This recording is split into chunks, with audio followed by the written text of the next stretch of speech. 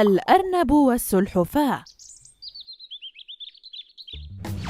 كان يا مكان في قديم الزمان، كان هناك أرنب مغرور يعيش في الغابة، وكان يفتخر دائماً بأنه أسرع الحيوانات ولا أحد يستطيع أن يتغلب عليه. وفي يوم من الأيام شاهد سلحفاة مسكينة تمشي ببطء شديد، وراح يستهزئ بها ويقول لها: يا لك من مسكينة، فأنت بطيئة جدا جدا.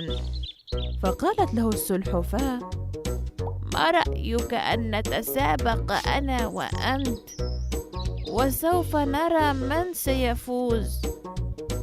وافق الأرنب على عرض السلحفاة وذهبا معا، وبدأ السباق، والأرنب يكرر: لن تغلبني هذه البطيئة.